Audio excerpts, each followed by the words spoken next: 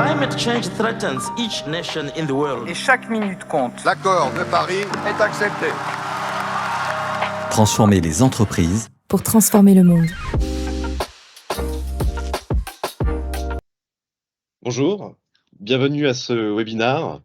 Nous sommes ravis de vous accueillir ce soir pour parler de filières et comment ces approches peuvent contribuer à la fois pour des marques et des retailers, nourrir la performance économique d'une part et la durabilité. Alors, ce sujet, ce double tutelage, je dirais, de performance économique et de durabilité, il est assez naturel pour nous chez Kia Partners, puisque, vous le savez peut-être, nous sommes premier cabinet européen et de passer entreprise à mission, et nous sommes aussi Bicorp. Et donc, en fait, c'est vraiment sous ce double axe-là que nous envisageons nos projets, en plus de nos savoir-faire, je dirais, classiques de conseil en direction générale, de stratégie, d'organisation, de transformation et de digital. Donc, vraiment, l'impact est au cœur de notre approche et de notre façon d'accompagner nos clients. C'est pour ça que, à l'occasion de la COP27 qui se déroule en ce moment même en Égypte, qui rassemble les dirigeants pour tenter de trouver des solutions pour mitiger les impacts du changement climatique, il nous a paru important d'apporter notre pierre à l'édifice et de vous proposer une série de webinars, de 11 webinars exclusifs qui vont vous permettre quelque part de voir comment l'entreprise en tant que telle, on peut la transformer pour, au-delà d'elle-même, transformer le monde. Et c'est vraiment comme ça qu'on approche le sujet. Alors aujourd'hui, ce soir, ensemble, nous allons parler filière. Ce sujet de filière, nous commencerons par en poser le contexte, pourquoi aujourd'hui cette notion a le vent en poupe. Puis, nous avons rassemblé pour vous 5 idées forces qui sont des convictions issues de nos projets de retour opérationnel pour celui qui veut se lancer dans les filières ou les renforcer. Pour toutes vos questions, n'hésitez pas à les poser au fur et à mesure de ce webinaire dans la boîte de discussion et nous garderons du temps à la fin de notre échange pour y répondre. Alors, pour engager cette conversation, nous sommes deux ce soir. Honneur à l'invité, bienvenue Daniel. Est-ce que, en quelques mots, tu peux expliquer ton parcours et à quel moment tu as croisé cette notion de filière et comment tu l'as travaillé? Alors mon parcours, c'est un parcours d'homme de grande consommation. J'ai commencé en marketing, puis en logistique, puis en commerce, dans de la grande consommation. Et puis depuis maintenant une douzaine d'années, je fais des jobs de direction générale dans l'alimentaire, avec principalement des fonctions de développement d'entreprise dans lesquelles les filières jouent un rôle toujours important. J'ai moi personnellement commencé à comprendre que les choses changeaient. Je me souviens au niveau des filières, c'était probablement autour de 2009, quand dans une grande entreprise de yaourt que je connais bien, à un moment, les marketeurs se sont rendus compte qu'il y avait un amont et qu'il y avait un enjeu à connaître cet amont et en parler. Et j'ai vu en 2009 les premiers marketeurs se rendre dans des exploitations laitières. Pour eux, c'était une expérience incroyable. Et c'est là vraiment que j'ai senti que les choses commençaient à basculer. Daniel, ce soir, va pouvoir apporter des illustrations opérationnelles, concrètes, des retours du terrain, si je puis dire. Pour ma part, je m'appelle Armand Chevalier, je suis directeur chez Kia, je suis chez Kia depuis plus de 10 ans, et je suis dans les équipes dédiées à la grande consommation et au retail. Et à titre personnel, j'ai aussi eu l'occasion modestement d'aider à mettre en place des filières, notamment pour le coup dans le textile. Alors, je vais démarrer par un rapide rappel de cette notion de filière et pourquoi aujourd'hui c'est un sujet. Parce que nous en tant que conseil, vous en tant que retailer, que marque, on voit depuis quelques années que cette notion émerge et que les entreprises regardent leur amont de façon un peu différente. Alors, je vais mettre un petit peu d'emphase dessus parce que quand même, au quotidien, on s'en rend pas compte. Mais en réalité, on est vraiment à une charnière assez historique dans la théorie économique, puisque en fait, on part d'un héritage sur la gestion des chaînes de valeur, un héritage qui est en fait celui des premiers libéraux, hein, Smith et Ricardo, au tournant du 19e siècle, dont l'idée force était que c'était la spécialisation, voire l'hyperspécialisation, qui apportait de la valeur.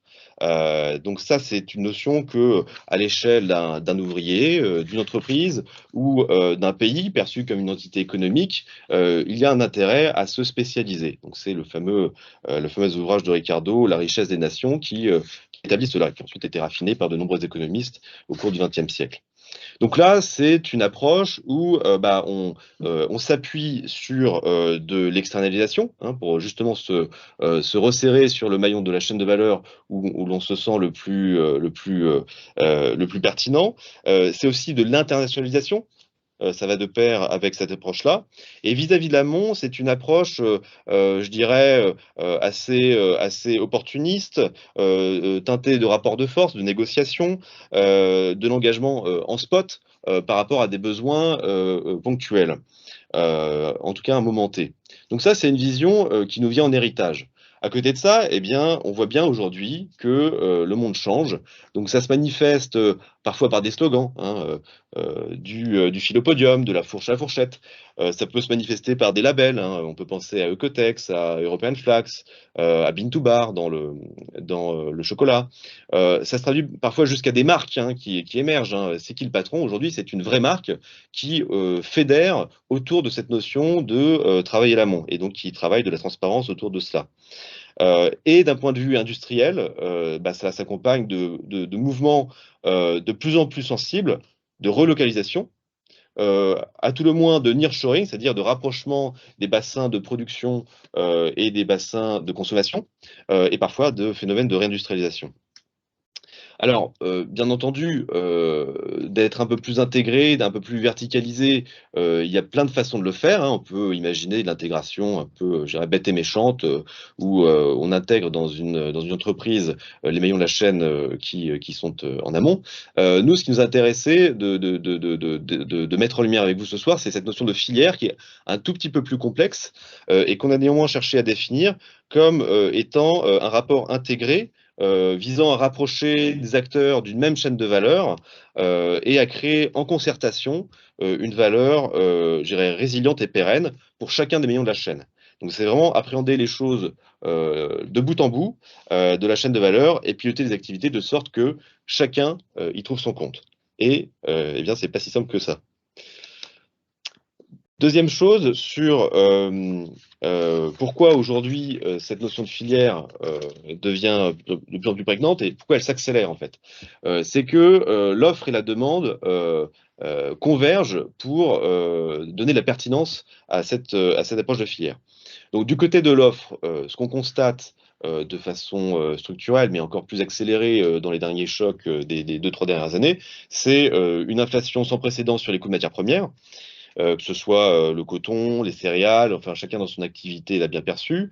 Les coûts de l'énergie qui sont essentiels pour la transformation et les transports, hein. Ça, le prix du gaz et son impact sur les PNL des entreprises est particulièrement sensible ces derniers mois. Le coût des transports, hein, on l'a vu beaucoup dans les flux, notamment avec les grands pays d'importation. Ils ont été perturbés et les coûts des transports ont été multipliés dans des proportions qui re-questionnaient là aussi la pertinence de l'import lointain. Donc ça, du côté des coûts, il y a quelque chose d'intéressant qui se passe. De façon un peu plus globale sur l'offre, il y a des perturbations très nécessaires, très sensibles, je dirais, sur l'appareil de production lui-même et sur les flux. Ça signifie quoi? Ça signifie que on a une baisse structurelle des échanges internationaux, c'est ce que certains appellent la globalisation, et celle-ci a été accélérée ces derniers temps par une multitude de chocs, que ce soit des pandémies, des tensions politiques, qui font que finalement ce système monde qui est extrêmement performant dans un régime de croisière, eh bien, se grille grippe lorsque un grain de sable vient s'y loger. Et donc on voit bien qu'aujourd'hui, par rapport à la gestion de l'amont, on a changé de monde. On est dans un monde qui est pétri de pénurie, d'incertitude, et que face à ça, eh bien, la filière peut apporter des éléments de résilience et de sécurisation. Donc ça, je dirais, c'est ce qui change du point de vue de l'offre. Du point de vue de la demande aussi, il y a des changements très manifestes, et notamment une amplification de l'attente des consommateurs qu'on peut situer à deux niveaux. Alors la première, c'est, et on en parlait tout à l'heure avec Daniel, c'est des attentes de plus en plus poussées sur la qualité des produits. Alors poussées, ça dépend des référentiels qu'on se donne, et ils évoluent, et les attentes des consommateurs par rapport à ces référentiels, elles aussi changent un petit peu en fonction des conjonctures, mais globalement, on parle de RSE, on parle de bio, donc ça, c'est des attentes où aujourd'hui, le consommateur passe du déclaratif à l'action, très clairement. Il y a une autre préoccupation dans laquelle la filière peut aussi jouer un rôle, c'est la préoccupation prix. C'est-à-dire, voilà, notamment aujourd'hui, on est dans des mécanismes où le pouvoir d'achat est perçu, en tout cas, comme étant menacé, et où l'attente de prix attractif est un prérequis pour les consommateurs. Et autour de tout ça, on a un sujet qui est que la réglementation est de plus en plus j'allais dire contraignante, mais en tout cas accompagnante, si vous m'autorisez ce néologisme, et qui donne une prime à celui qui, en premier, s'est intéressé à la qualité de sa production, à ses process et à son lien avec l'amont. Il y a un point qui est important pour moi quand on regarde ces tendances de fond, c'est qu'on doit dans l'entreprise être capable de les gérer et en même temps de gérer des choses très très court terme. Et quand j'y réfléchissais, l'exemple qui me venait, c'était les achats de café en commerce équitable que je pouvais faire à une époque au Mexique. On contractualisait vraiment dans la durée, on préfinançait les récoltes avec les producteurs. Pour autant, si ce travail que vous aviez fait à un instant T, il était trop bas par rapport au cours du marché, vous avez ce qu'on appelle le coyote, c'est-à-dire un acheteur qui passait dans les exploitations avec son camion et qui prenait les sacs de café 10% plus cher que ce que vous aviez contractué avec la COP au producteur. Et quand la COP passait, il n'y avait plus de café et vous aviez perdu votre préfinancement. Donc, il faut à la fois être très conscient des tendances de long terme et très pratique et très opérationnel sur la mise en œuvre, parce que sinon, tous vos plans peuvent partir à volo. Donc, par rapport à cette approche de filière, et on le voit où elle est pas si simple que ça, même si elle apporte de nombreux bienfaits et est adaptée à la conjoncture actuelle, on voulait vous partager cinq convictions hein, qui viennent de nos projets, de nos expériences respectives. Et donc, on va zoomer sur celle-ci. La première, c'est la notion d'objectif. En fait, quand on commence à réfléchir sur les filières, on le voit bien quand on lance le sujet, je pense Daniel, dans tes expériences, c'était le cas, nous en tout cas quand on démarre des projets sur ces thématiques-là, eh bien il y a une forme d'engouement et quelque part au départ un peu un mélange des genres sur ce qu'on veut accomplir avec cette filière. Donc pour simplifier un peu la vie des dirigeants et des équipes, on peut se dire que on a 5 grands objectifs qu'on peut poursuivre dans une filière, objectifs qui ne sont pas du tout exclusifs, mais qu'il s'agit de prioriser pour bien partir dans sa création de filière. Donc le premier, si on les balaie, c'est un objectif de stabilisation des prix et de stabilisation de niveau de qualité. C'est un peu le basique, c'est se dire que sur la matière première qui m'est essentielle, je vais me sécuriser et je vais maintenir un niveau de qualité bien défini. Ça signifie quoi? Ça signifie à tout le moins une coordination avec les producteurs. Ça, je dirais, c'est un peu le niveau zéro de la filière. Le deuxième objectif, c'est celui de gérer la rareté et l'exclusivité. Parce que dans mes ingrédients, dans mes matières premières, il y en a certaines qui sont un peu plus rares, un peu plus pointues. Et là, et on le voit par exemple dans le domaine du luxe, hein, on a des maisons de luxe qui vont jusqu'à du co-investissement, on va revenir sur les modalités, mais pour sourcer tel type de laine, tel type de cuir.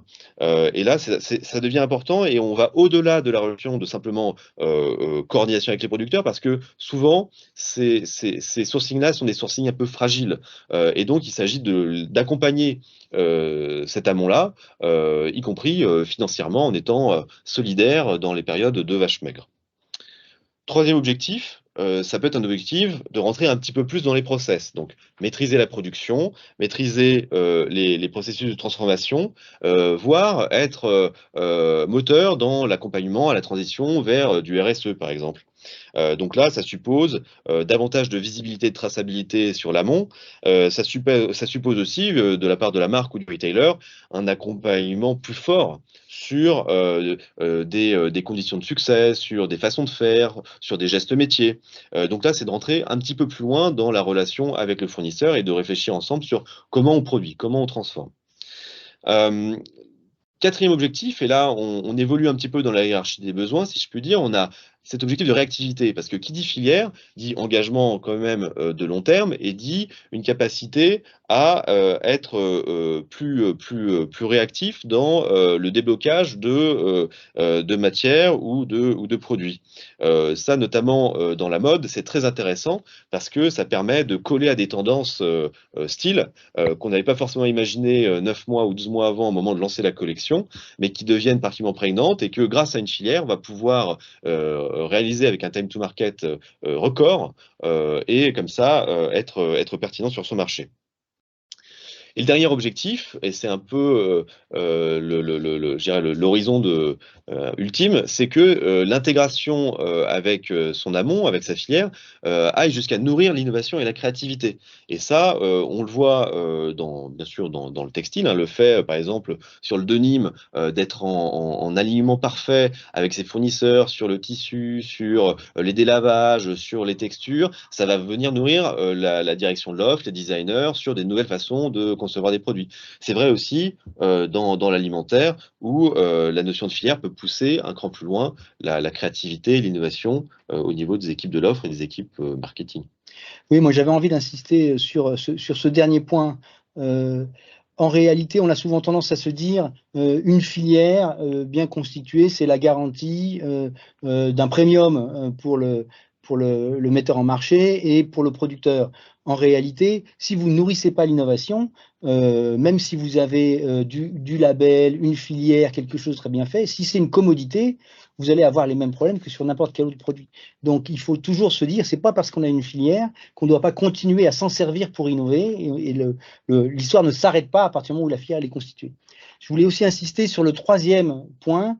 Il est très important, celui-là, dans le monde dans lequel on est aujourd'hui. Ces enjeux de maîtrise des cahiers des charges ou de traçabilité, c'est pas une innovation qui réussit ou un peu ou qui marche plus ou moins bien.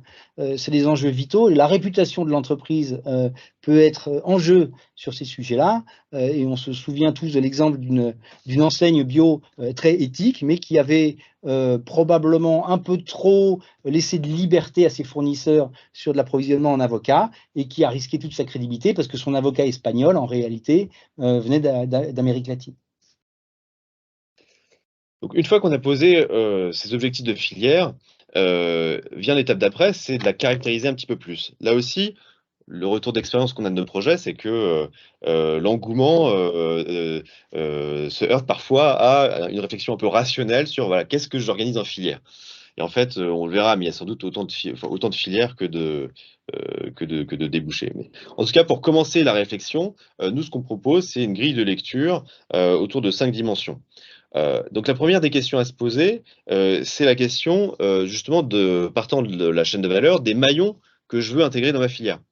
Donc je suis une marque ou un retailer, donc parfois la filière, elle va un peu vers de l'aval, hein, parce qu'on voit des choses intéressantes, notamment sur de la seconde main, sur du upcycling, hein, c'est aussi des tendances qu'on pourrait intégrer dans une notion de filière.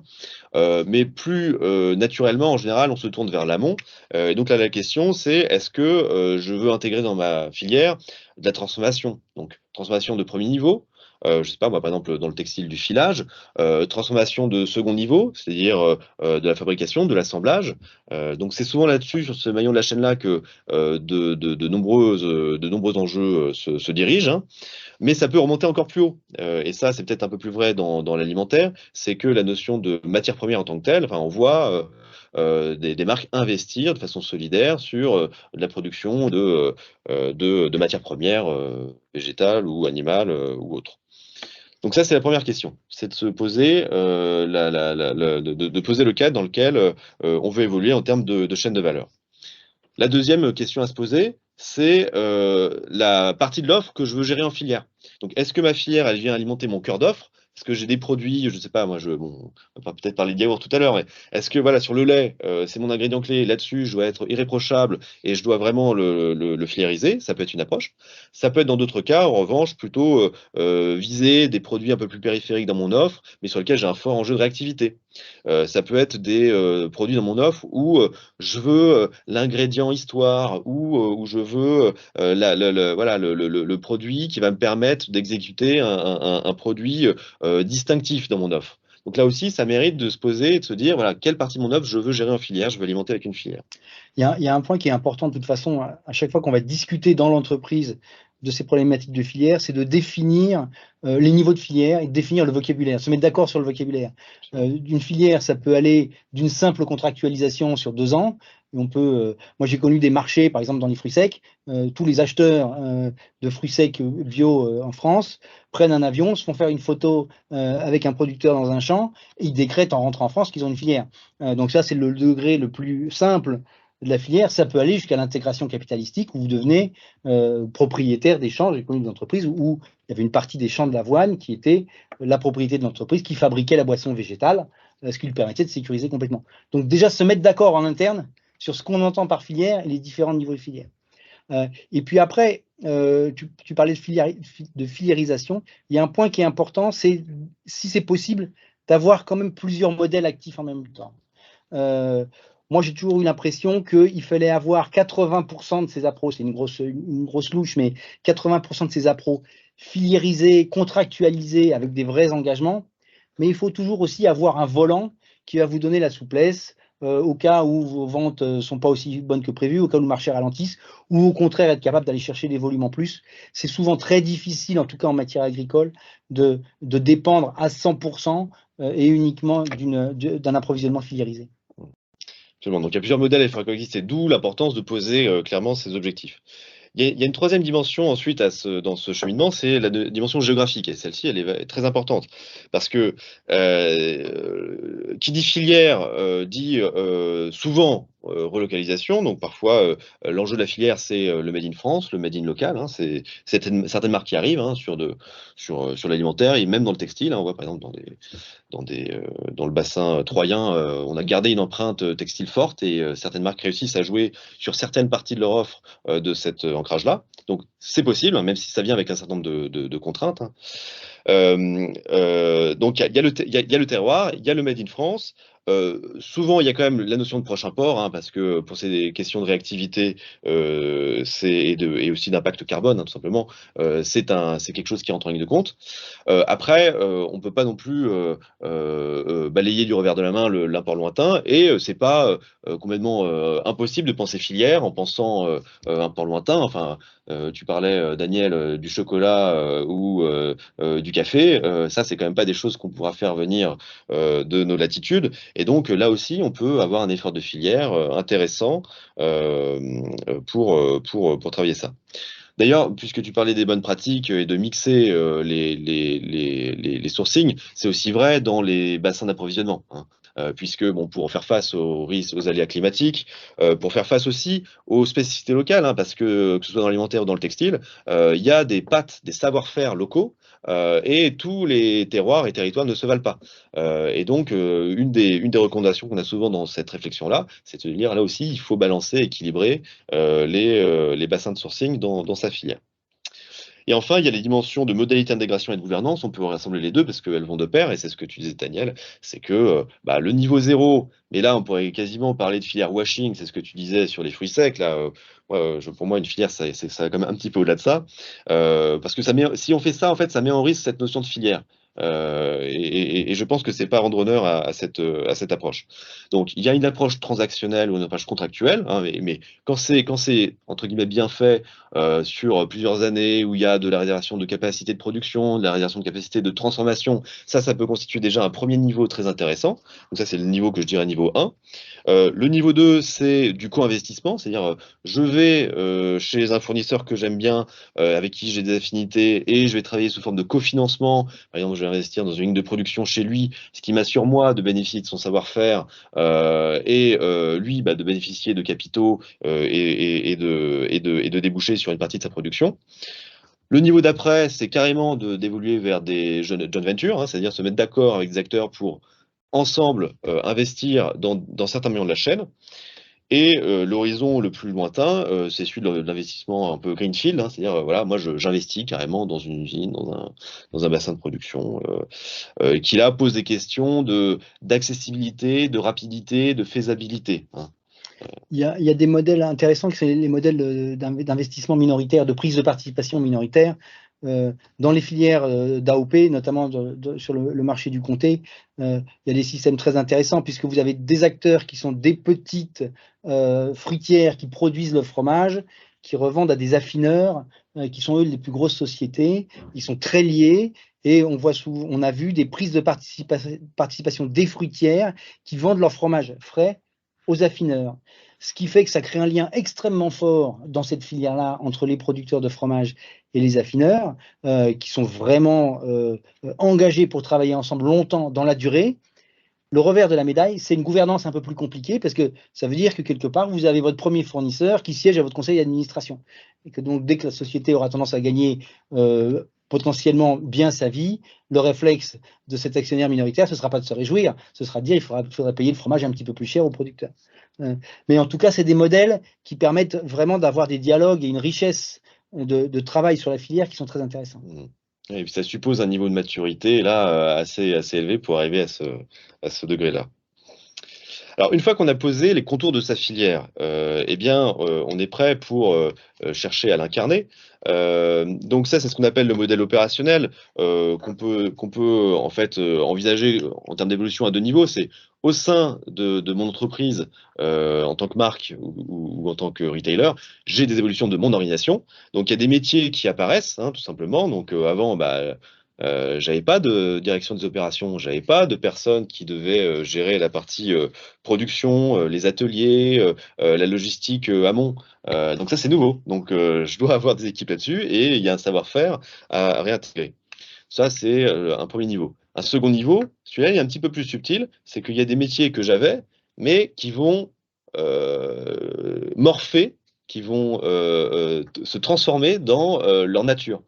Donc, on peut parler de la qualité, on peut parler de la prévision. La fonction que moi je trouve la plus impactée, c'est la fonction achat-sourcing, évidemment, puisque dans le modèle ancien, si je caricature un tout petit peu, on a des acheteurs dont le job est d'aller chercher de la valeur en négociant, y compris dans le plus dur, hein, avec les fournisseurs. Là où, si je m'engage dans une filière, j'ai un acheteur qui doit aussi se préoccuper de la pérennité de son fournisseur privilégié, qui doit aussi se préoccuper peut-être de la gestion des coproduits, et donc qui devient non plus que acheteur, mais aussi vendeur.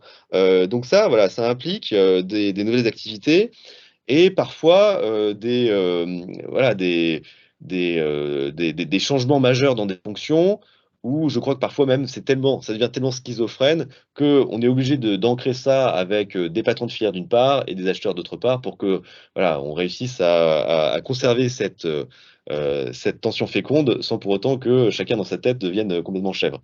En fait, sur cette partie-là, moi j'insiste vraiment sur la dimension RH. Ce sujet d'adaptation du modèle opérationnel, c'est un sujet qui concerne énormément les RH, dans la mesure où moi j'ai eu à un moment un directeur des achats qui comprenait pas et qui était malheureux quand je lui parlais d'innovation et d'innovation. Il considérait que son job, c'était gérer des flux et gérer des prix, et il était très mal à l'aise et très malheureux quand on lui parlait d'innovation avec ses fournisseurs. Et puis l'autre élément qui me vient à l'esprit quand on parle de ça, c'est le fine-tuning de l'animation RH. Si vous voulez faire travailler votre équipe achat dans des dimensions de filière, il faut adapter les variables aussi. Il faut adapter la manière d'animer les équipes, la manière de les promouvoir et de les remercier et de les féliciter. Parce que si vous ne faites pas cette adaptation dans votre système RH, vous allez vous apercevoir au bout de 6 mois, 12 mois, 18 mois, que ça n'avance pas parce que vous avez quelque chose qui est encore verrouillé et qui vous bloque dans vos progrès. Là, je pense que vous voyez un petit peu la façon dont vraiment ces filières doivent s'incarner pour avoir de la puissance et pour passer du filière washing à la vraie filière. Et ça présuppose des transformations majeures dans son organisation, dans sa structure. Et après, pour gérer ces choses-là, il y a plein de concepts intéressants. On peut parler par exemple des organisations cellulaires, en 2 mots, qui permettent de fédérer au sein d'une filière les différents talents nécessaires, hein, que ce soit de l'offre, du marketing, du sourcing, de la pro, pour que voilà, dans des équipes dédiées, on ait la puissance de frappe et je dirais une fluidité dans le travail permettant de faire émerger et de gérer bien ces filières. Donc ça, c'est un premier aspect qui est aux bornes de son entreprise. Mais comme Daniel commençait à le dire, en fait, c'est pas que ça. Ça présuppose aussi une gouvernance élargie, une filière. Donc une gouvernance là aussi qu'on peut grader, hein. Il y a un gradient de simplement je me cale sur des bonnes pratiques de filière de référence, hein, ou alors je m'appuie sur des organismes ou des tiers de confiance qui font un peu référence, hein. On peut parler d'Open Agri-Food par exemple dans l'alimentaire, ou c'est qui le patron, qui est aussi un modèle intéressant, où on fait intervenir le consommateur, enfin une assemblée de consommateurs pour être le tiers de confiance au sein de la gouvernance. On peut ensuite aller un peu plus loin et imaginer des gouvernances qui s'appuient sur la création d'une coalition d'entreprises et donc se donnant ses propres règles du jeu, voire même aller sur des gouvernances qui sont pour le coup multipartites et le plus ouvertes possible, et notamment qui peuvent intégrer des associations, qui peuvent intégrer des pouvoirs publics, et notamment lorsqu'on est dans des filières qui visent à gérer les communs, que ce soit l'énergie, l'eau, les terroirs. Là, pour le coup, entrent en jeu encore d'autres types d'acteurs qu'il est intéressant d'associer à la gouvernance de la filière. Alors ensuite, quatrième de nos convictions, c'est que tout ça se pilote dans le chiffre. Donc nous, le travail qu'on fait souvent, c'est de modéliser l'équation économique d'une filière et ensuite de mettre en place les outils pour la piloter dans le temps, parce que c'est pas quelque chose qui est figé, c'est quelque chose qui se pilote en dynamique.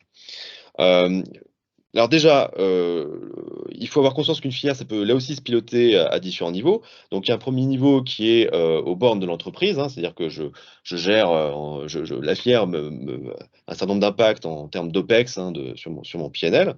Et là, d'une part, elle nécessite un peu de coûts de structure, mais par ailleurs, j'ai des gains sur ma marge.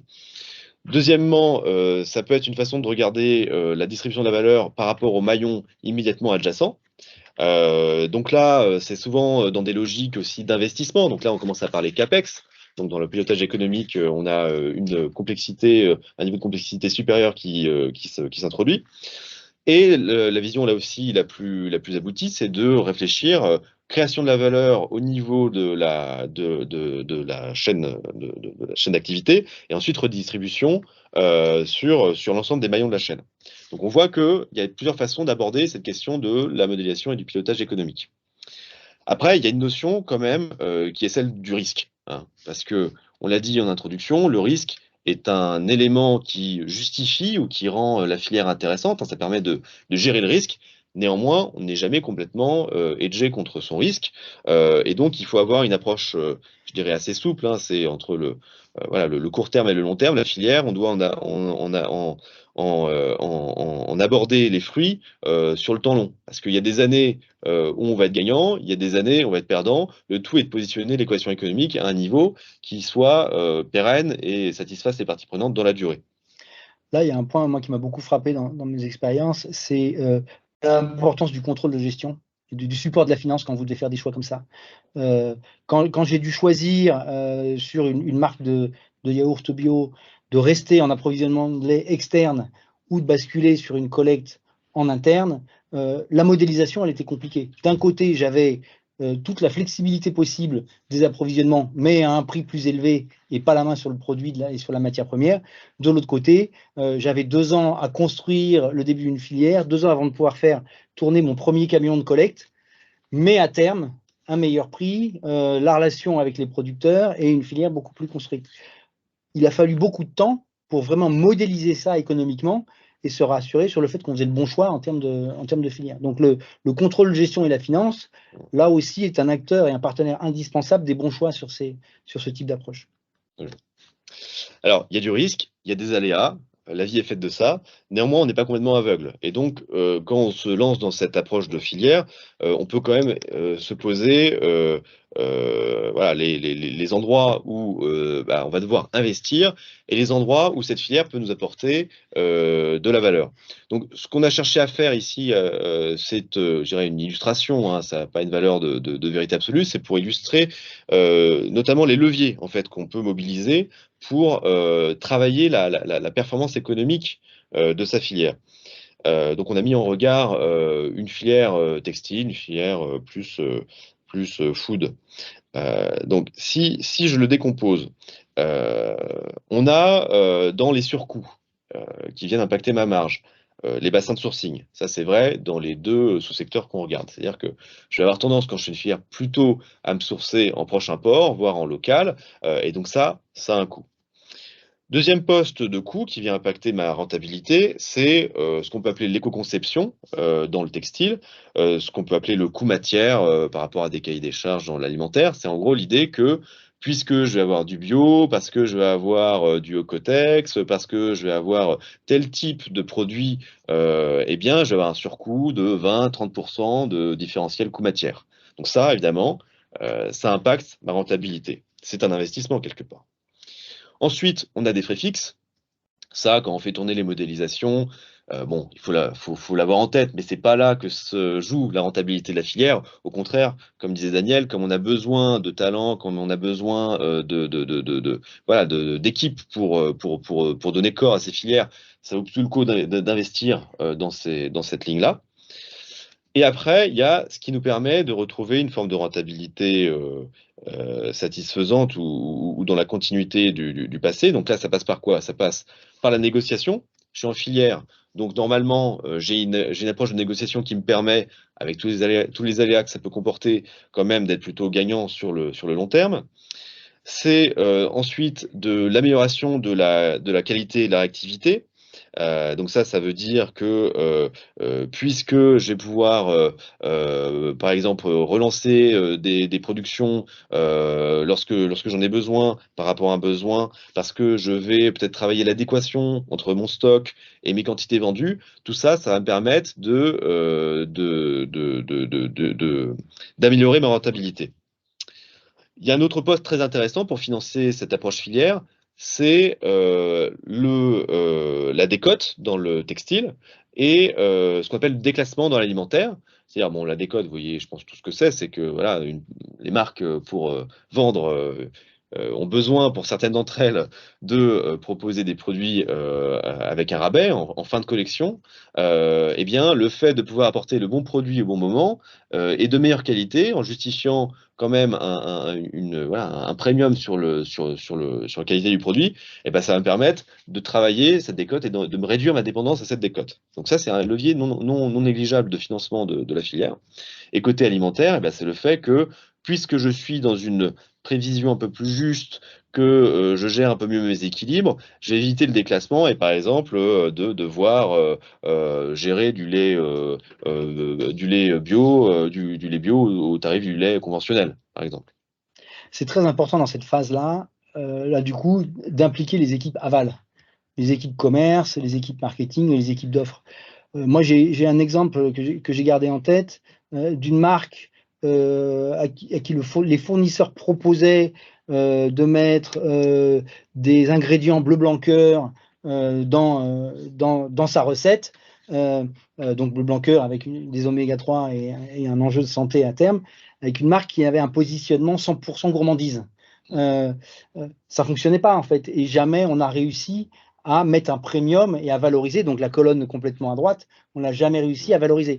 Donc il faut vraiment que ce travail qui est fait sur la filière et la valeur ajoutée de la filière soient en adéquation avec la promesse des marques et le positionnement des marques. Sinon, on risque de ne pas être capable de le valoriser.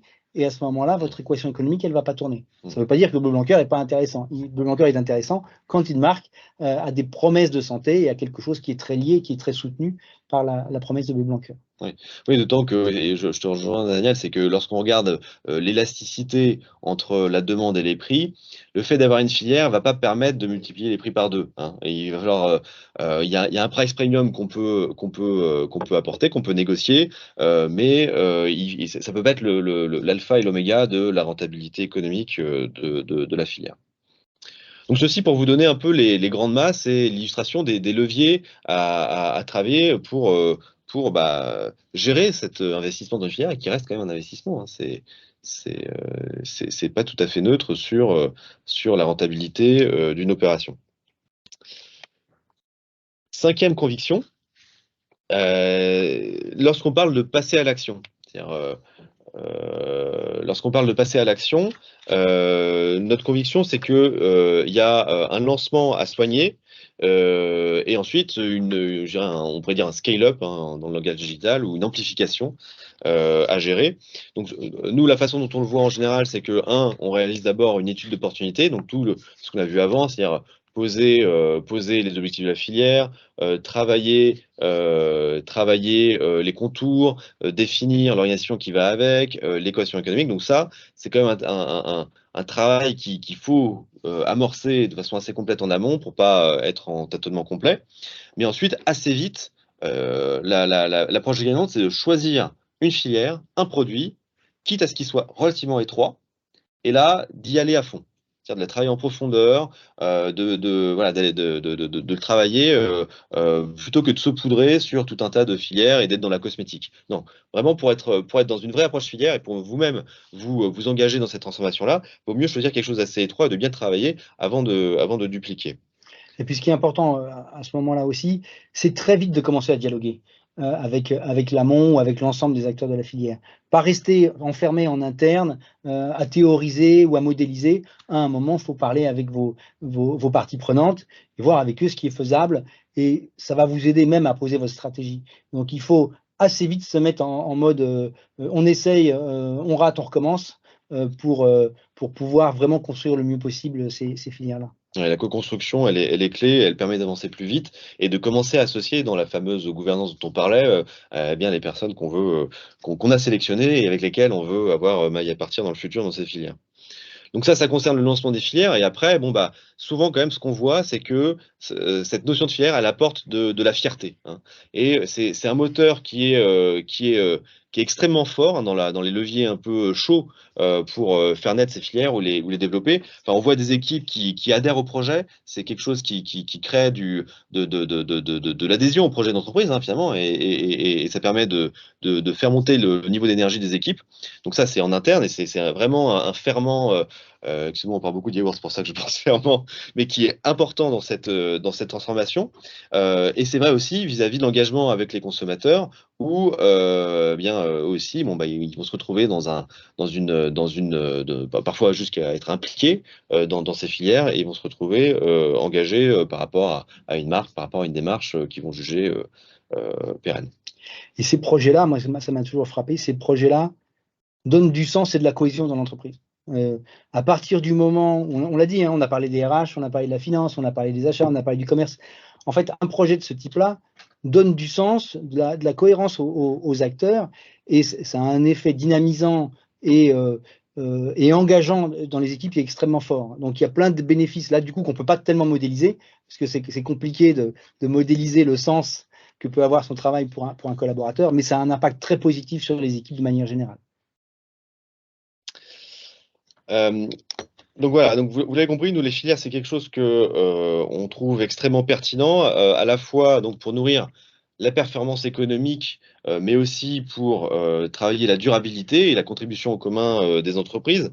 Donc, en un mot de conclusion, donc la base d'une filière, c'est donc de sécuriser la performance, donc sécuriser les sourcings, mieux maîtriser ses risques dans une approche holistique de l'ensemble des maillons de la chaîne. Donc ça, cet objectif de sécurisation, c'est le tout premier.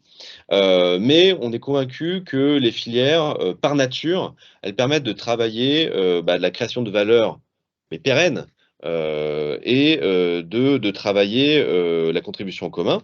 Alors, ça se manifeste déjà par la création de nouveaux actifs. Hein, vous êtes une marque de grande conso ou vous êtes un retailer, vous investissez quand même dans un appareil de production, ça crée un actif, ça c'est quelque chose d'intéressant, actif industriel donc. Actif aussi relationnel, puisque cette proximité que vous avez pu construire avec vos fournisseurs, c'est un vrai élément de votre capital. Actif aussi R&D, parce qu'on l'a dit, hein, ces filières elles viennent nourrir la recherche et développement et booster votre capacité à en tirer ensuite de la valeur. Donc ça vous construit des actifs pour vous. Ça permet aussi, si vous êtes un peu exigeant avec l'approche, de vous assigner des objectifs qui ne sont pas que économiques. Et donc de se dire que dans ma filière, je veux travailler certains talents, certains savoir-faire, une contribution à des terroirs. Donc ça reboucle avec notre première conviction sur les objectifs qu'on veut assigner à sa filière. Voilà, une partie des objectifs peuvent clairement être non économiques. Et ça, on vous encourage à le faire. Ça donne du souffle et de la puissance à l'approche de filière. Et enfin, là, on pense que ça peut contribuer aussi au commun, c'est que ça incite à se positionner dans une gouvernance, donc gouvernance vers l'amont, mais gouvernance potentiellement plus ouverte encore vers l'ensemble des parties prenantes, y compris associatives, légales, politiques, voilà, tous ces parties prenantes qu'on peut fédérer, dont on peut animer un dialogue au sein d'une filière. Et de manière générale, on peut dire que le travail de filière, il contribue à créer de la valeur pour l'ensemble de la chaîne, mais c'est un travail qui ne s'arrête jamais. Hein. Il y a 20 ans, faire de la banane bio, c'était unique et original, il n'y en avait pas beaucoup. Il y a 10 ans, faire de la banane bio et équitable, c'était unique et il n'y en avait pas beaucoup. Maintenant, il y en a beaucoup et il va falloir inventer le troisième étage de la fusée. Et tout ça, ce sont des moyens finalement de monter les marchés vers le haut, les tirer vers le haut. Et ça, c'est positif pour les gens dans l'entreprise, pour les consommateurs et pour l'ensemble de la filière.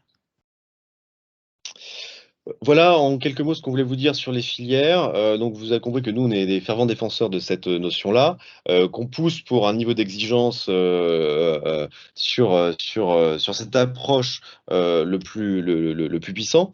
On a en France, je dirais pas qu'on est en retard, mais on n'est pas spécialement en avance sur la constitution des filières. On voit que le gouvernement s'empare de certaines thématiques, l'alimentaire, le mode et le luxe, pour en définir en fait des filières stratégiques au plan national. Mais bon, chacun a son rôle à jouer, chaque entreprise a son rôle à jouer. D'ailleurs, ça peut être qu'on soit petit ou gros, hein, on voit que chacun à sa mesure peut s'approprier cette thématique ou cet outil et en faire quelque chose qui contribue à la fois à sa résilience, sa performance économique et à contribuer au commun et à la durabilité et à la contribution donc des entreprises quelque part au bien commun.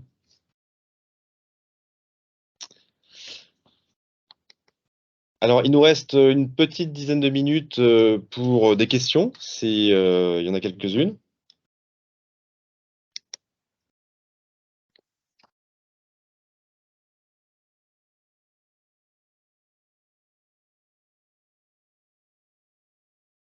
Donc, dans le modèle, qui finance la réactivité et le stock sur la matière? Comment est intégré l'impact sur le chiffre d'affaires de la baisse des promotions?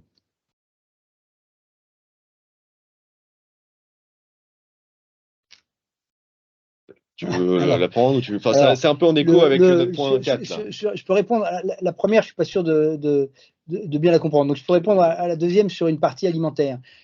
Sur une partie alimentaire, c'est très difficile de transformer un modèle qui dépend à 35% ou à 40% de la promotion, et de dire du jour au lendemain, je baisse les promotions et je vais m'y retrouver quand même. En général, en rentabilité, on peut s'y retrouver, mais certainement pas en volume et en utilisation des outils industriels. C'est beaucoup plus facile, donc c'est une réponse un peu fourbe, mais c'est beaucoup plus facile de créer un modèle en se disant, dans ce modèle-là, je ne dépasserai pas 5-10% de promotion, que de transformer un modèle qui est sous perfusion promotionnelle depuis 15 ans et dans les mois en cours. Ça, c'est très difficile. La partie de surstock, je ne suis pas bien sûr de l'avoir comprise. Enfin, plutôt, je suis sûr de ne pas l'avoir comprise.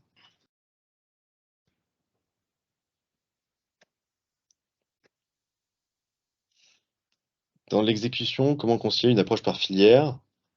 Ah, ça c'est ton cheval de bataille, le long terme et le court terme. En fait, moi, ce qui m'a beaucoup frappé, alors je vais répondre en tout cas avec mes convictions à moi, c'est que ça dépend vraiment de l'état de votre marché.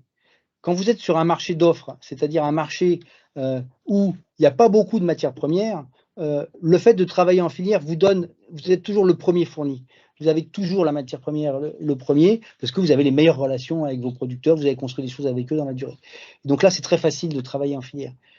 Quand votre marché est un marché de demande, c'est-à-dire où là, du produit, il y en a, il n'y a pas beaucoup de différenciation, là, c'est plus difficile. Et là, il faut être capable d'avoir toujours dans son portefeuille, c'est ce que je disais un peu plus tôt, une partie très contractualisée, très filiérisée dans la durée, mais il faut se garder un volant quand même d'achat spot, il faut se garder un volant d'achat sur le marché, parce que être 100% en filière, vous mettrez trop sous tension par rapport à vos concurrents et par rapport à l'ensemble du marché.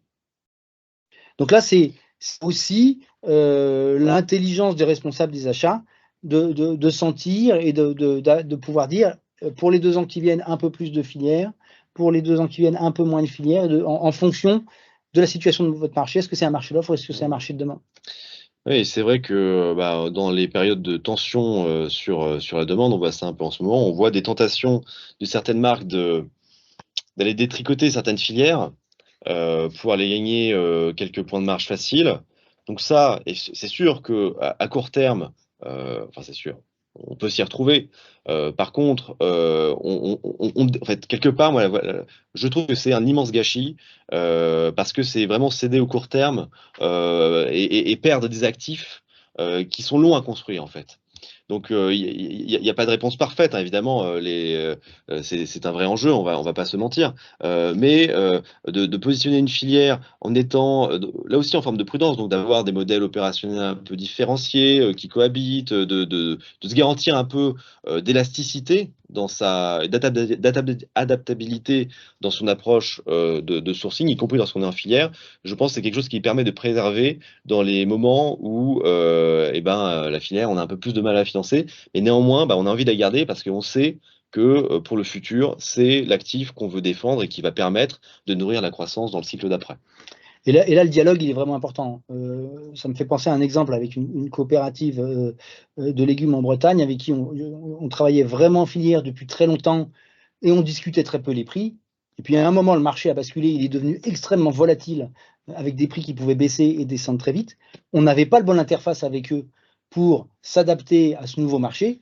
On a travaillé avec eux pour dire il faut qu'ensemble, on soit plus réactifs que les autres acteurs du marché sur les prix quand ils baissent et quand ils montent, mais on ne peut pas vivre avec le même mode de fonctionnement qu'avant.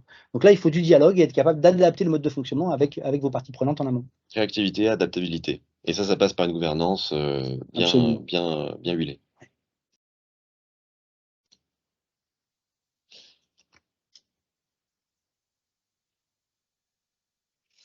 Lorsqu'on développe une filière, quelle stratégie pour gérer l'évolution de la demande?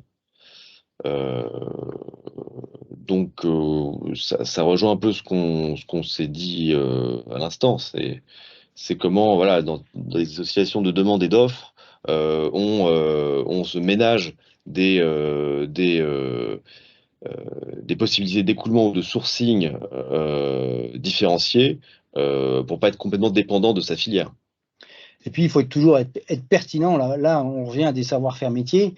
À un moment, il faut que votre approche commerciale, elle soit pertinente et qu'elle soit compétitive. C'est comme ça que vous le gérez. Donc là, la filière, à la fin, elle est toujours tirée par le consommateur. Elle est toujours tirée par la demande et le travail que vous faites pour être compétitif et avoir des bons résultats en demande. Moi, j'ai jamais beaucoup cru aux modèles officiels gouvernementaux qui disaient on va par la production pousser, je parle de la bio parce que je connais bien cet univers, mais on va pousser la bio jusqu'à 20% par la production. C'est pas vrai. À la fin, on le voit en ce moment, c'est le consommateur qui décide. Et il décide si votre offre, si votre marketing, si votre commerce, il est pertinent et il est efficace. Et en complément de ça, moi j'insisterai aussi sur une compétence clé qui est parfois sous-utilisée, c'est la compétence de prévision, de prévisionniste. Parce que là aussi, c'est quelque chose qui permet de se dire, bon voilà, sur telle partie de l'offre, je vais prendre un pari, je vais y aller, on va le faire. Et sur telle autre, bah voilà, mon analyse fait que je veux rester prudent. Donc là aussi, il y a dans les activités là qui se développent, cette compétence de forecast, de SNOP, etc., ça devient encore plus important dans une filière. Peut-être une dernière question? Non? Très bien. Et dans ce cas, il me reste à vous remercier pour votre attention et puis bien vous inviter au prochain webinar qui s'annonce là dans les prochaines semaines. Donc, ils sont tous intéressants, ils sont tous passionnants. Il y en a un sur lequel je peux vous inviter un peu plus que les autres. C'est celui du 17 novembre où nos collègues Christophe Burtin et Anne-Cécile Suzanne vont apporter un peu un miroir à ce qu'on vient de se dire parce que aujourd'hui, ce soir, avec vous, on s'est positionné du point de vue du retailer ou de la marque regardant vers l'amont. Et dans celui-ci, eh bien, on se positionne du côté du producteur et comment il regarde son aval. Donc, ça ferait un bon complément à la discussion qu'on a eue ce soir pour ceux que cela intéressait. Encore merci pour votre attention et à bientôt. Climate change threatens each nation in the world. Et chaque minute compte. L'accord de Paris est accepté. Transformer les entreprises pour transformer le monde.